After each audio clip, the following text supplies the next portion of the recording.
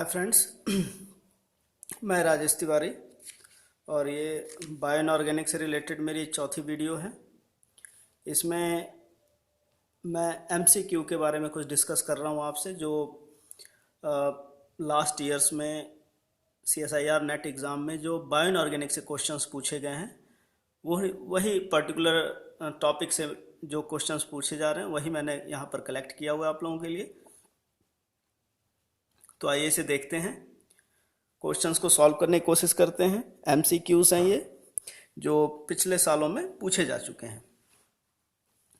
जो पहला क्वेश्चन है, नेट जून 2016 में 2 मार्क्स में पूछा गया है कि in the absence of bond globin chain, heme group on exposure to O2 gives the iron oxygen species.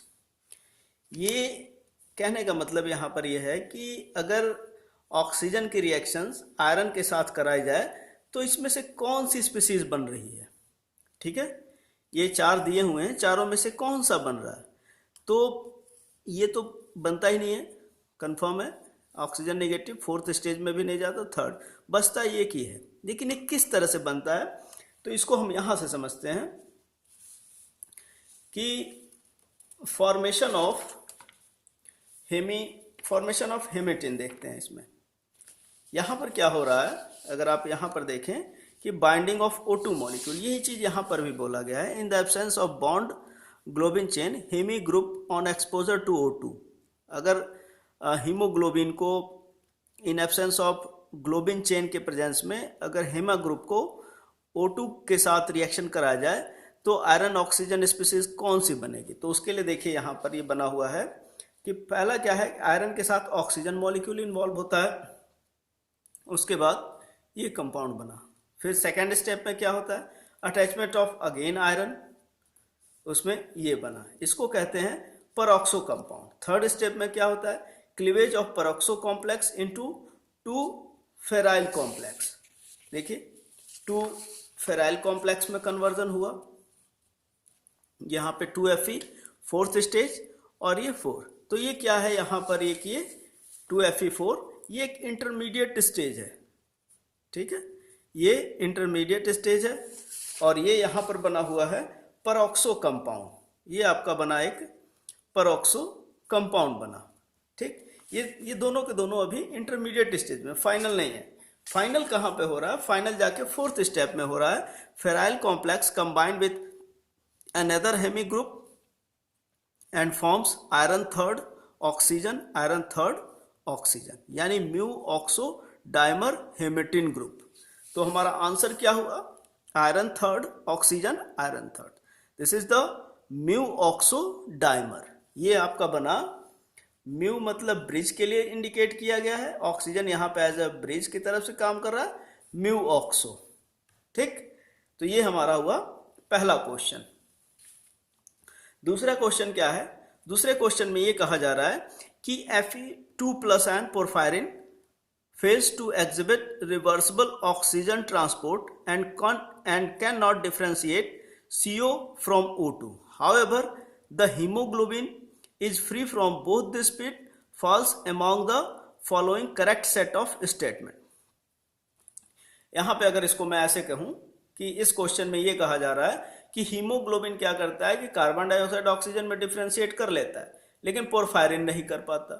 इसके पीछे क्या रीजन है, क्या ऐसा होता है कि पोरफायरिन कार्बन डाइऑक्साइड और ऑक्सीजन को आइडेंटिफाई नहीं कर पाता, लेकिन हीमोग्लोबिन उसको आइडेंटिफाई कर लेता है। तो मैंने, अगर आप मेरे पिछले तीनों वीडियो को अगर आप ध्यान से देखें, ध्यान से सुने उसमें, तो मैंने एक जगह ये बताया हुआ है कि ऑक्सीजन जब भी आयरन के साथ रिएक्शन करता है तो वो बेंट स्ट्रक्चर बनाता है, जबकि कार्बन डाइऑक्साइड या कार्बन मोनोऑक्साइड CO जो बनाता है वो लीनियर स्ट्रक्चर बनाता है और हीमोग्लोबिन इसको आइडेंटिफाई कर लेता है। ठीक है, तो इसका आंसर यहाँ से देखते हैं। यहाँ पर ध्यान दीजिए, यहाँ पर poisoning effect of CO and other में मैंने बताया हुआ है कि यहाँ पर क्या है, ये CO लीनियर है बाइंडिंग, ठीक, और यहाँ पर क्या है, ये बेंट है, ये स्ट्रॉन्गर लिगेंड है, बोथ आर पाई एक्सेप्टर। अब देखिए इसमें कहा क्या जा रहा है क्वेश्चंस में, तो क्वेश्चन के रिगार्डिंग आपके आंसर क्या क्या बन रहे हैं। आंसर इसमें ये बताया जा रहा है कि Fe2 porphyrin fails to exhibit reversible oxygen transport and cannot differentiate CO from O2. However, the hemoglobin is free from both this pit and pitfalls and among the following correct set of statement. First क्या है, Fe2 porphyrin ring undergoes mu oxodimer formation and the same is prevent in case of hemoglobin. बिल्कुल सही है, ये mu ऑक्सोडाइमर का formation करते हैं जो अभी हमने इससे पहले वाले क्वेश्चन में देखा, म्यू ऑक्सोडाइमर। दूसरा क्या है, FeCO bond strength is much low, ये है ही नहीं, मच लो ये है ही नहीं in case of haemoglobin when compare to Fe2 porphyrin, when while FeCO is linear, ये एकदम सही है, FeCO इज लीनियर। यहाँ पर देखिए आयरन के साथ जो ये बाइंडिंग हुई है इसमें क्या है, FeCO इज लीनियर। यहां पर जो आयरन के साथ बाइंडिंग है क्या है, oxygen is bent, FeO2 is bent and is recognised by haemoglobin, जो ये हीमोग्लोबिन इसको आइडेंटिफाई कर लेता है जबकि पोरफायरिन नहीं कर पाता है। तो आंसर क्या बना आपका, बी, ए और सी। इसको भी देख लेते हैं, the interlinked 4 monomeric unit in the haemoglobin are responsible for overcome, ऐसा कुछ भी नहीं है, 4 मोनोमरिक यूनिट के लिए कहा जा रहा है, ऐसा कुछ भी नहीं होता। ठीक, तो आंसर क्या बना हमारा, ए और सी, जो इसमें से हमारा बी सही है। ठीक, इसके बाद question number 3, under physiological condition oxygen is bind to deoxyhemoglobin and deoxymyoglobin. The binding curve and its pH dependence respectively are. इसको अगर आप ध्यान से देखें तो मैंने क्या किया, इसको अंडरलाइन किया हुआ है, रिस्पेक्टिवली आर पूछा जा रहा है। Under physiological condition oxygen is binding to deoxyhemoglobin and deoxymyoglobin. The binding curve and its pH dependence respectively are. यहाँ पर ध्यान दे, रिस्पेक्टिवली पूछा जा रहा है, मतलब जो 1 by 1 एक दूसरे के साथ होते हैं। तो उस केस में क्या होता है, आंसर आपका यहाँ पर क्या आंसर निकल के आएगा कि पहले अगर इसके ग्राफ को देखें, हम पहले ग्राफ को समझ लेते हैं। ग्राफ, ये ग्राफ यहाँ पर दिया हुआ है, क्या कहा जा रहा है, under physiological condition oxygen is binding to deoxyhaemoglobin, oxygen is binding to deoxyhaemoglobin and deoxymyoglobin. Suppose अगर ये दोनों के दोनों डीऑक्सी फॉर्म में है तो फिजियोलॉजिकल कंडीशन में ऑक्सीजन इनके साथ बाइंड होना है। ठीक, the binding curve and its pH dependency, pH dependency इसमें से देखिए, हीमोग्लोबिन कर्व क्या होता है, जो रेड लाइन दिखाई दे रही है पीएच डिपेंडेंसी कर्व है, और ब्लू लाइन है ये not pH dependency, its pH dependence respectively are, मतलब 1 by 1 कौन होते हैं। तो सबसे पहले आपका होगा सिग्मोइडल कर्व जो कि पीएच डिपेंडेंस है, और इसके बाद आता है pH independent, pH independent hyperbolic, hyperbolic ये हाइपरबोलिक फॉर्म में है, ये पीएच इंडिपेंडेंट, जबकि ये दोनों ग्राफ पीएच डिपेंडेंट है, तो रिस्पेक्टिवली है। तो पहले ये होता है, फिर उसके बाद मायोग्लोबिन है। नहीं, कहने का मतलब पार्शियल प्रेशर बढ़ा होता है तो हीमोग्लोबिन के अंदर ऑक्सीजन का इन्वॉल्वमेंट ज़्यादा होता है, जो ही पार्शियल प्रेशर कम होता है तो वो ऑक्सीजन मायोग्लोबिन के साथ अटैच हो जाते हैं। ठीक है, तो इस चीज़ को यहाँ पर एक्सप्लेन किया गया। तो पहले आपका आएगा सिग्मोइडल कर्व, देन उसके बाद हाइपरबोलिक कर्व। तो इसमें देखते हैं आंसर में क्या क्या दिया हुआ है, sigmoidal and pH dependent, hyperbolic and pH independent. अगर आप सेम आंसर यहां पर देखें तो हाइपरबोलिक एंड पीएच इंडिपेंडेंट, पहले ये कहा जा रहा है कि हाइपरबोलिक होगा और पीएच इंडिपेंडेंट, जबकि ऐसा नहीं है। हमारा क्या है, पहले सिग्मोइडल होता है हाई पार्शियल प्रेशर पर, उसके बाद लो पार्शियल प्रेशर पर मायोग्लोबिन का हाइपरबोलिक कर्व होता है। Sigmoidal and pH independent, pH dependent होता है यहाँ पर, पीएच डिपेंडेंट ये दोनों उल्टा कर दिया यहाँ पर, हाइपरबोलिक एंड पीएच डिपेंडेंट यहाँ पर भी इसको उल्टा कर दिया। तो ये दो ग्राफ नहीं होंगे, कंफ्यूजन यहाँ इन दोनों के बीच में होता है। लेकिन यहाँ पर क्या दिया है, रिस्पेक्टिवली, ठीक है। तो रिस्पेक्टिवली में पहले पीएच डिपेंडेंट, उसके बाद pH independent, sigmoidal first and hyperbolic second, ठीक है। Now the next one, the cooperative binding of O2 in hemoglobin is due to the cooperative binding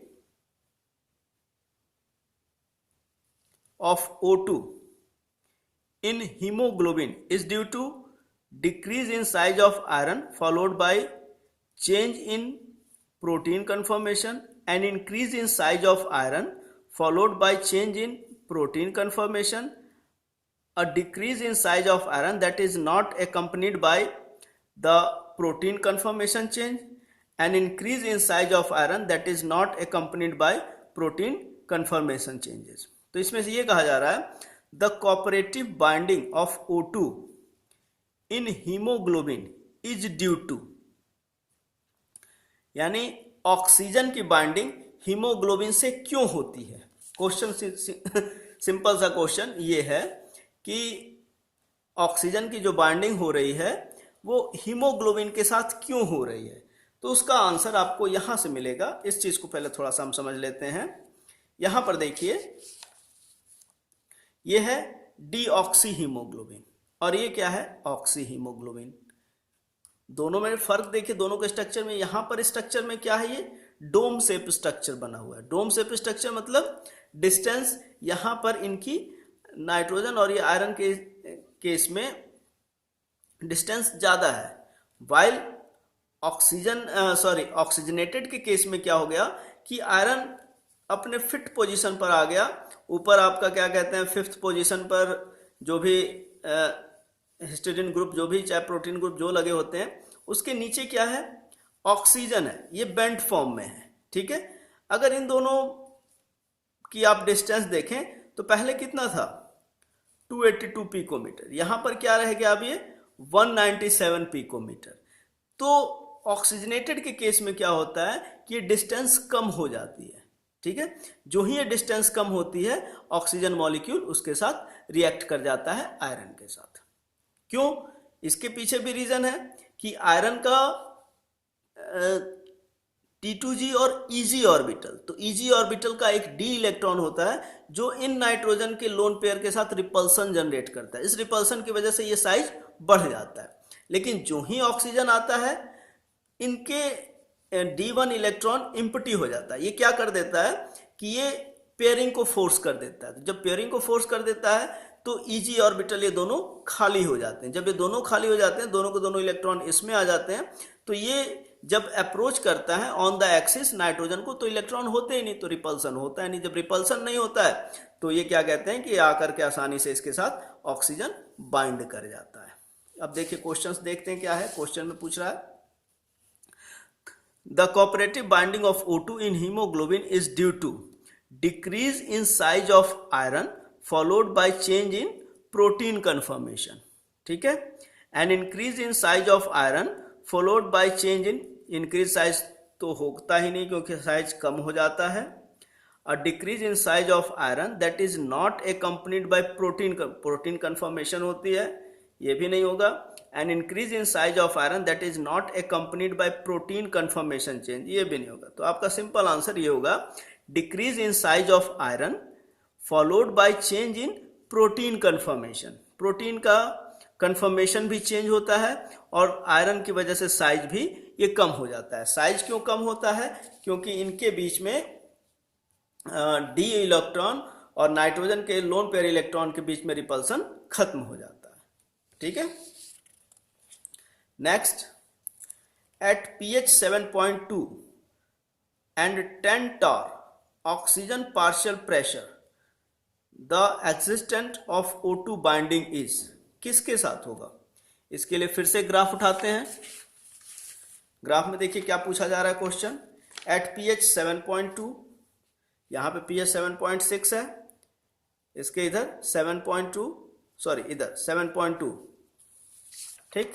eight pH 7.2 and 10 torr oxygen partial pressure the extent of O2 binding is. O2 binding किसको favour करेगा, 10 torr मतलब partial pressure कम, 10 Tor का मतलब आप 10 atmospheric pressure ले लो, तो 10 atmospheric pressure पे oxygen binding किसके लिए फेवरेबल है? तो 10 टॉर पर ऑक्सीजन बाइंडिंग फेवरेबल है मायोग्लोबिन के लिए, ठीक है। और ये मायोग्लोबिन क्या है? ये पीएच इंडिपेंडेंट है, लेकिन पीएच 7.2 कंफ्यूजन के लिए दे रखा है, तो ये पीएच इंडिपेंडेंट होता है। जो ही प्रेशर होगा वो फेवरेबल कंडीशन किसके लिए? वो फेवरेबल कंडीशन मायोग्लोबिन के लिए काउंट हो जाती है। तो इसमें देख लीजिए, at pH 7.2 and 10 torr oxygen partial pressure the extent of O2 binding is high for both haemoglobin and myoglobin. No, partial pressure में मायोग्लोबिन के लिए फेवरेबल होता है, high for haemoglobin and low for myoglobin. नहीं, ये भी नहीं, क्योंकि हाई फॉर हीमोग्लोबिन, हीमोग्लोबिन के लिए कहा जाए कि लो पार्शियल प्रेशर पर ज़्यादा होता है हीमोग्लोबिन के लिए, लो मायोग्लोबिन के लिए भी नहीं। High for myoglobin and low, ये साइड होगा। क्यों? इसमें क्या कहता है कि जो ही पार्शियल प्रेशर कम होता है तो ऑक्सीजन का डिजॉल्व मायोग्लोबिन के साथ बढ़ जाता है और हीमोग्लोबिन के साथ कम हो जाता है, ठीक है। तो आंसर ये आपका सही होगा। नेक्स्ट है, नेक्स्ट पॉइंट, हेमिरिथ्रिन। हेमिरिथ्रिन से भी काफी क्वेश्चन पूछे जाते हैं। देखिए मैंने उनको एक साथ इकट्ठा कर दिया है। The changes from A to D gives below which occur when O2 binds to हेमिरिथ्रिन।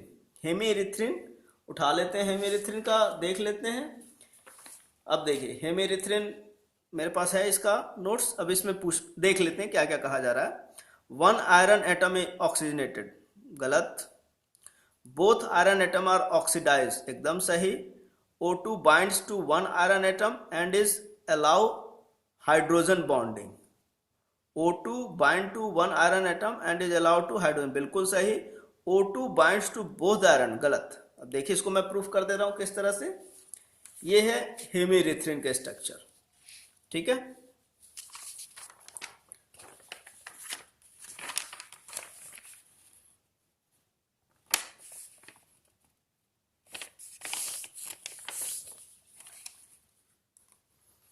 ये है हेमिरिथ्रिन का स्ट्रक्चर। इसमें कहा जा रहा है कि changes from A to D given below, ये दिए हुए हैं changes, which occurs when O2 binds to hemerythrin. अब देखिए O2 हमें लेकर क्या है, इससे बाइंड करा रहा है। पहला क्या है, both iron atom is oxidised. देख लीजिए यहाँ पर क्या है, ये ऑक्सीजन केवल एक से आके जुड़ा हुआ है, ये तो पहले से ही ऐसे जुड़ा हुआ है, तो ये बॉन्ड टूट करके एक से, तो पहला होगा नहीं। 1 आयरन एटम इज ऑक्सीडाइज्ड, ठीक है।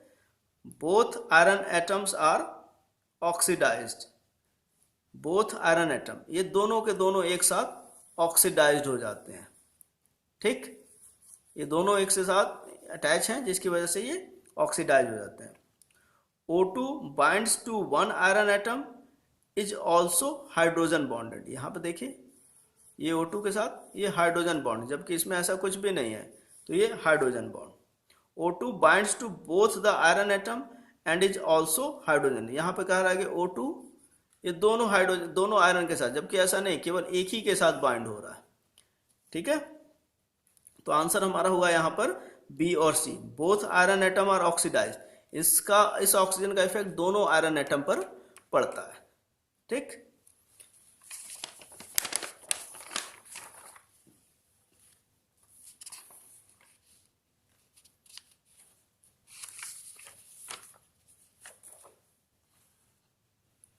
चलिए, during oxygen transport by hemerythrin oxygen is bound as.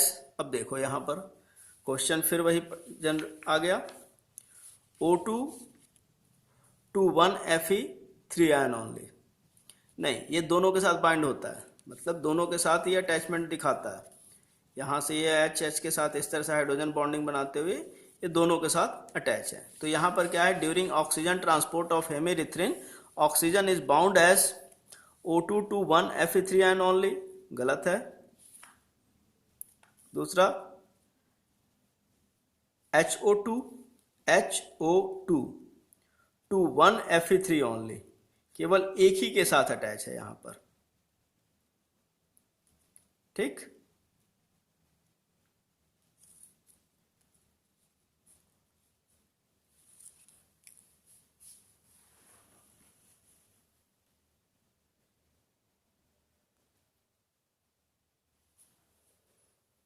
चलिए नेक्स्ट वन है, which statement is correct description of hemerythrin.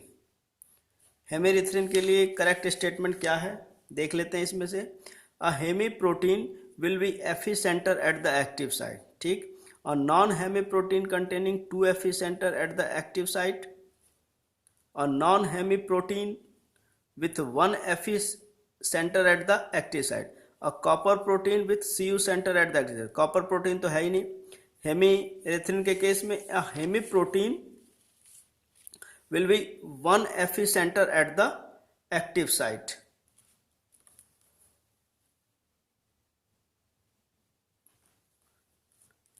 ठीक, a heme protein will be Fe center at the active site।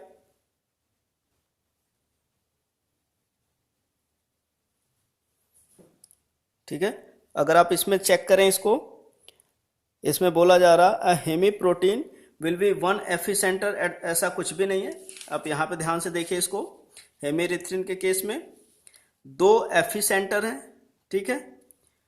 ये T2G4 EG2, ये भी question पूछे जाते हैं। ये T2G5 EG0, दोनों के दोनों Fe सेंटर हैं, दोनों के दोनों एक्टिव होते हैं। यहाँ पर क्या कहा जा रहा है, a haem protein will be 1 Fe centre. 1 Fe centre ऐसा होता ही नहीं है, ठीक है। और नॉन हेमी प्रोटीन बिल्कुल सही है।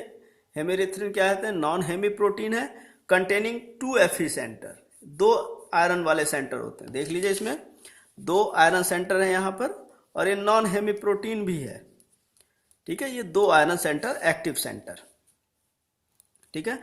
और non Hemy protein with 1 Fe centre गलत हो गया, कॉपर का प्रोटीन तो इसमें है ही नहीं, ठीक है। नेक्स्ट है, for metalloprotein hemerythrin the statement that is not true. अब ये कहा जा रहा है कि कुछ स्टेटमेंट नीचे दिए गए इसमें से जो सही नहीं है। There are 2 ion centres per active site, both iron centre are hexa coordinated statement.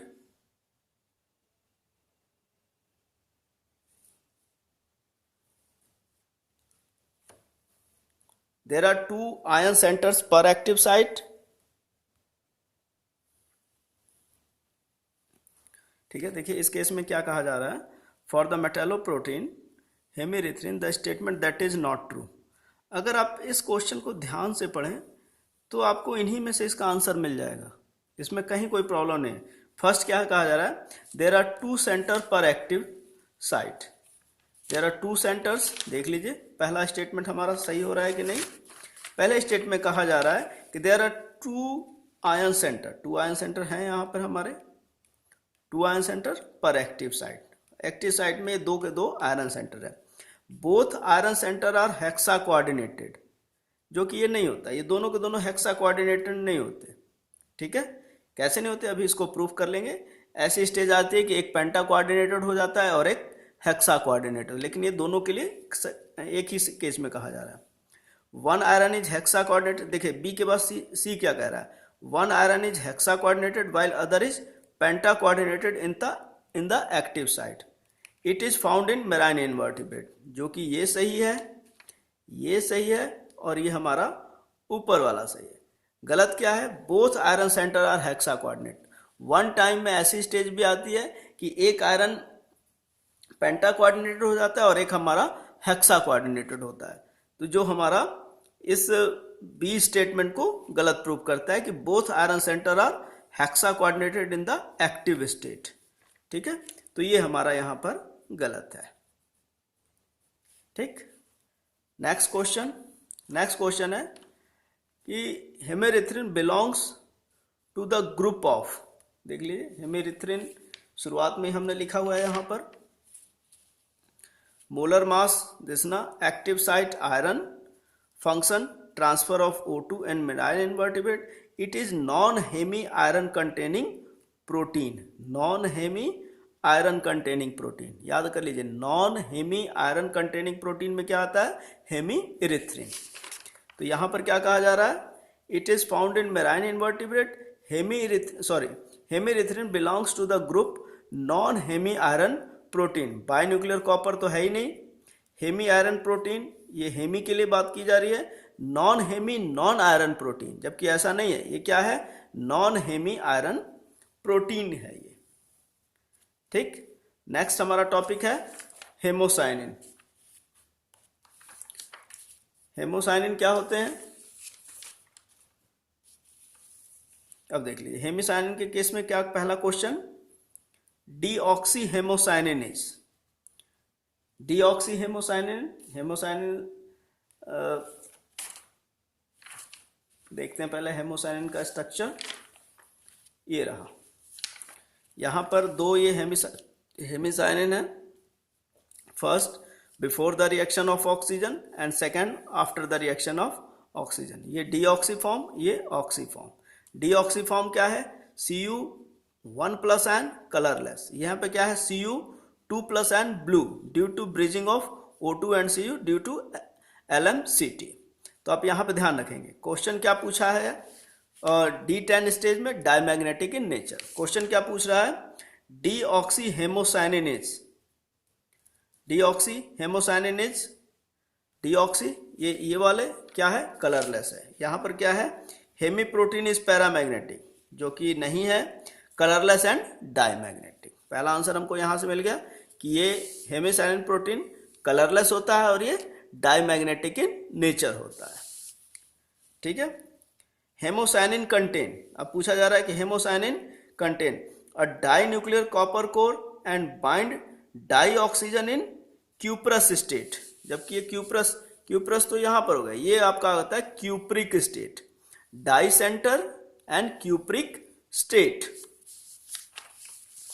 देख लेते हैं। A die nuclear copper core, same यही स्टेटमेंट है, यहाँ पे बस अंतर है, इन क्यूप्रिक स्टेट। तो हमारा ये आंसर सही होगा। Mononuclear copper core and bind dioxygen in cuprous state, ये नहीं, ये भी नहीं, केवल हमारा ये स्टेटमेंट सही होगा बी वाला। जिसमें क्या कहा जा रहा है? इसमें ये कहा जा रहा है कि die nuclear copper core and bind dioxygen in cupric state. यहाँ पर डाई न्यूक्लियर हो गया ये, ठीक, दो न्यूक्लियस है यहाँ पर, कॉपर के न्यूक्लियर है। और इसमें क्या है, कह रहा है and bind dioxygen in cupric state. ये क्यूप्रिक स्टेट में कॉपर के साथ बाइंड करता है।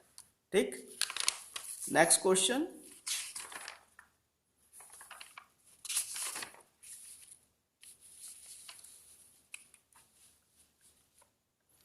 Question: the total number of metal ions and the number of coordinated imidazole units of histidine in the active site of oxyhemocyanin respectively are। ये net जून 2015 में पूछा गया था 4 नंबर में। ठीक है, तो पूछ रहा है the total number of metal ions and the number of coordinated imidazole units of histidine in the active site of oxyhaemocyanin respectively are. देख लेते हैं पहले क्या क्या है। देखो कितने हैं, 3 यहाँ पर, 3 यहाँ पर, 2 न्यूक्लियस, टोटल कितने हो गए 6। ठीक, यहाँ पर क्या है, copper 1 stage 1 oxidation state, copper 2 oxidation state. अब पूछ क्या रहा है, the total number of metal ions and the number of coordinated imidazole units of histidines in the active site of oxyhaemocyanin. ठीक है, ये क्या है, ये डीऑक्सी है, ये ऑक्सी है। तो ऑक्सी के केस में क्या हो गया, Cu2+ आयन, और हिस्टिडिन यूनिट कितने हो गए 1 2 3 4 5 एंड 6। यहाँ पे चेक कर लीजिए 2 Cu2+ आयन एंड 6 Fe, तो आयरन वाली तो कोई बात ही नहीं, बच गया एक। यहाँ पे क्या है 2 Cu+ आयन, यहाँ पर क्या है 2 Cu2+ आयन, यानी दोनों के दोनों कॉपर 2 ऑक्सीजन स्टेट में है। ठीक है, और यहां पर क्या कहा जा रहा है 2 Cu and 1 oxidation state and 6 तो सही है, 6 दोनों के लिए सही है, लेकिन यहाँ पे 2+ आयन है और यहाँ पे सिंगल प्लस आयन है, जो कि हमारे इस वाले को इसके लिए पूछा जा रहा है। तो यहाँ पे 2, ये Cu2 तो 2 Cu2+ आयन। ठीक, question identify the function of haemocyanin and the metal responsible for it. Haemocyanin के क्या काम है, हेमोसाइनिन में देख लेते हैं। हेमोसाइनिन का यहाँ नोट्स लिखा हुआ है, hemocyanin group as well as cyanide and, जैसा जो भी आप हेमोसाइनिन अगर आ गया तो वर्ड तो आप समझेंगे कि आयरन है और इसमें साइनाइड प्रेजेंट, जबकि ऐसा कुछ नहीं। This means simple means blue blood. It is Cu containing protein serve as an oxygen carrier in some invertebrates such as mollusca. Active site is copper. Each unit is bound by 3 histidine residue. इसको रहने देते हैं, ये काफी theory form में लिखा हुआ है। क्वेश्चन क्या है, क्वेश्चन में देखते हैं। Identify the function of haemocyanin and the metal responsible. तो O2 ट्रांसपोर्ट करता है और मेटल रिस्पॉन्सिबल है कॉपर। इलेक्ट्रॉन ट्रांसपोर्ट होता ही नहीं है, और यहाँ पर क्या है, O2 ट्रांसपोर्ट है, लेकिन मेटल क्या दे दिया, आयरन होता ही नहीं है। यहाँ पे Cu दिया है, लेकिन इसके साथ क्या दे दिया, इलेक्ट्रॉन दे दिया, जबकि होता क्या है, ऑक्सीजन का ट्रांसपोर्ट होता है और कॉपर मेटल होता है। In biological system the metal ion involve in the dioxygen transport besides iron के अतिरिक्त और कौन सा एलिमेंट है जो डाई ऑक्सीजन को ट्रांसपोर्ट करता है, तो एक ही है, कॉपर।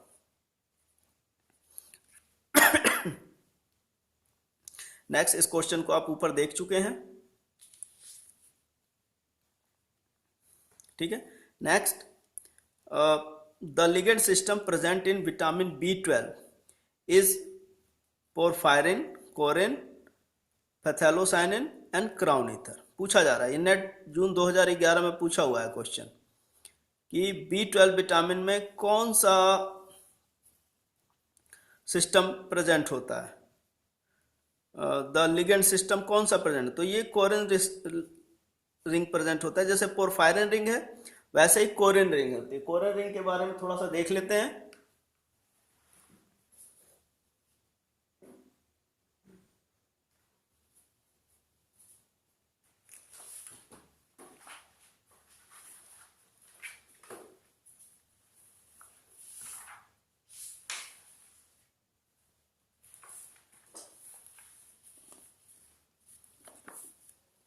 ये देखिए, ये कोरिन रिंग के बारे में बताया जा रहा है यहाँ पर।